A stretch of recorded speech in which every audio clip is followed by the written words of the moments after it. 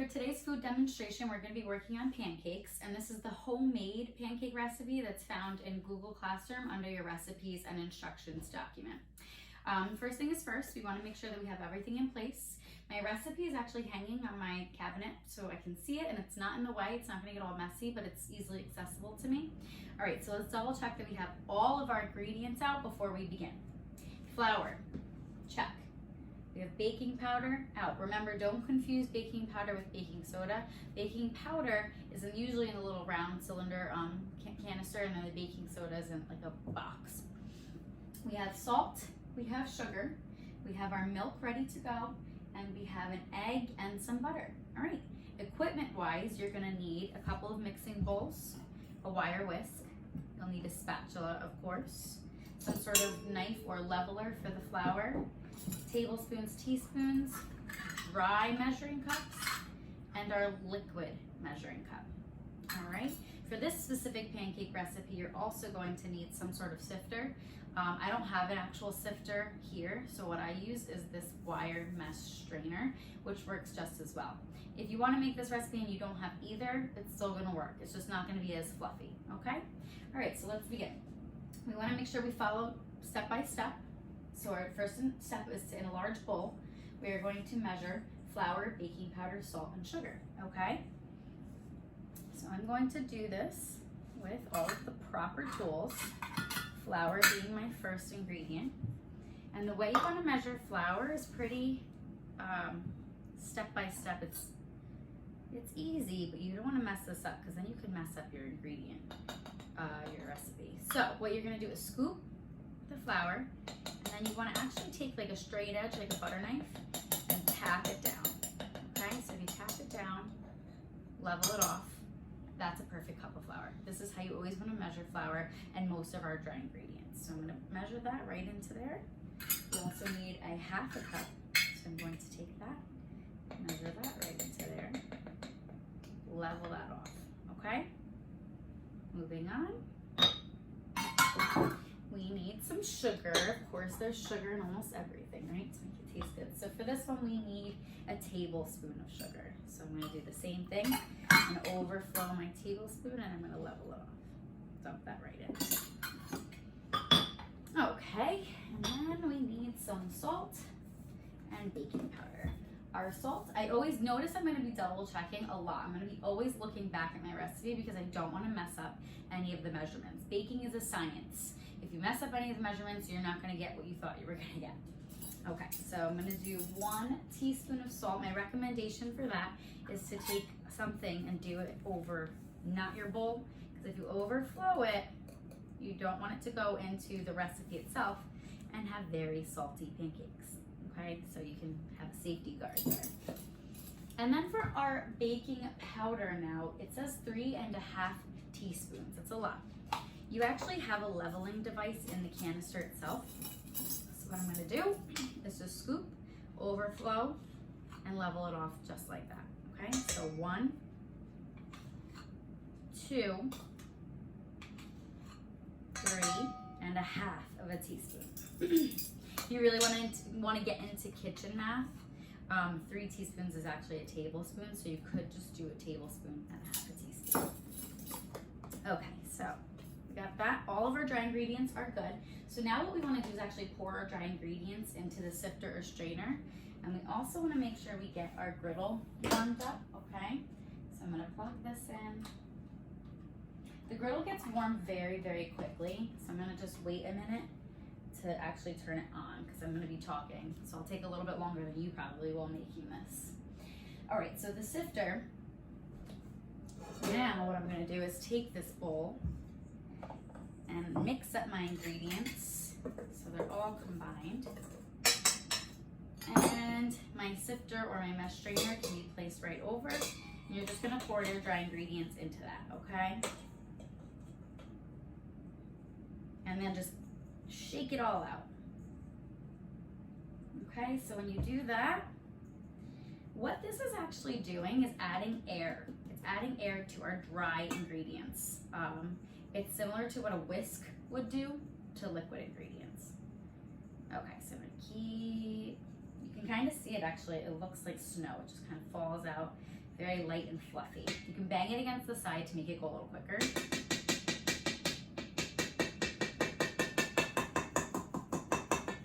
Okay, and if there's any leftover pieces, kind of just push them through and you're good to go. All right. Okay, dry ingredients. So now what we're gonna do is pour the milk, egg, and melted butter into a separate bowl. Okay, so here's our separate little dish. We're actually separating our dry from our liquid. So what we're gonna do is, I have my egg. Okay, always crack an egg into the separate bowl so you can see if there's any shells in it before you add it to your ingredients.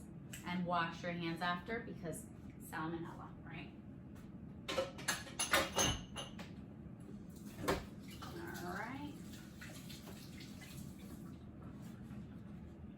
Okay, so my egg, and then you also need milk, which I'm gonna teach you correctly how to measure. You're gonna use a liquid measuring cup, and you are going to, you might already know this, you're gonna get eye level with it.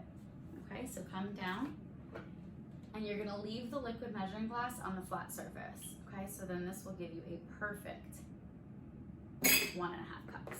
All right, pour that into the bowl with the egg. Okay, the next thing that we need is actually melted butter. You're gonna need 3 tablespoons of melted butter. So what I'm going to do is get my 3 tablespoons of melted butter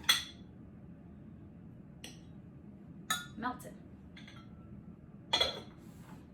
Okay, and you wanna make sure you're very careful melting butter in the microwave. It actually splatters all over the place. So you're gonna do increments. I'm gonna do 20-second increments so it doesn't kind of explode all over the place. All right. All right, so we have our egg and our milk and our melted butter working. The melted butter really adds to this pancake recipe. I think it makes it taste a lot more tender and moist and buttery because that's exactly what fat would do. All right, still not melted, so we're gonna do another 20 seconds. Okay, I'm actually gonna turn my griddle on now. You wanna set it to a 300 to 350.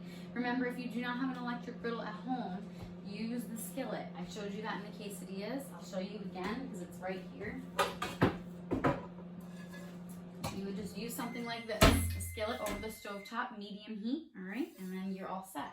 This, to me, is just very convenient, especially for demos, and this is what we would use in class. All right, so it took about 40 seconds, but our butter is melted. I'm gonna pour that in. I'm gonna whisk it all together.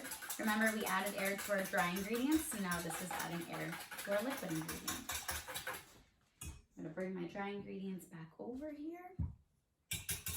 Okay, and it actually says in your directions to take the dry ingredients and make a well, which means just make like a little hole in the middle to pour the liquid into.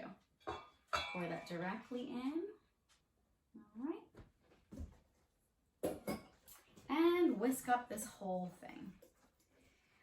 Some people will say that if you let your pancake batter sit for maybe an hour or just a little bit, it'll give you fluffier pancakes. I have no patience. I like to make them right away. So that's what we're gonna do today. Okay, I'm gonna continue to whisk up my batter.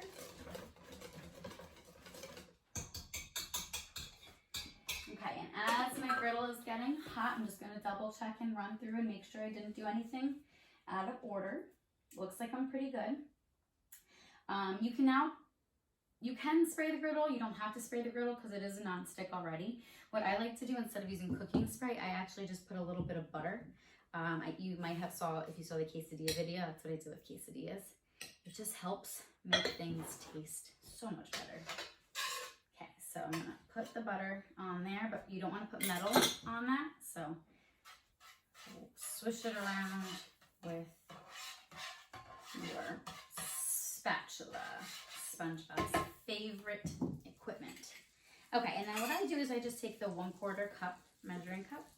You can hear the butter sizzling, so you know it's ready to go. And I just pour a 1/4 cup serving size of a pancake. Now you can fit probably 6 to 8 pancakes on here, depending on how big you make this. All right. So you have two options for pancakes. We don't actually make this homemade recipe in class until you get to the high school. But what we do is the pancakes that you just add water to. So if you do that, this is kind of the part now where you want to pay attention. You would put all of your mix in a bowl. You would put the water that it asks you to put, mix it all together, and then go from there. So exactly where we are now. You pour with a 1/4 cup onto your griddle, and you know when they're ready to flip when you see bubbles. You see bubbles breaking at the top, okay? If you try and flip them too early, it's just gonna break apart on you. All right, so I'm gonna put my batter over here. Rinse my hands again. You can never wash your hands too much, right? I have to get my plate ready, and of course, you want to get your syrup up. Okay. All right, so we're getting there.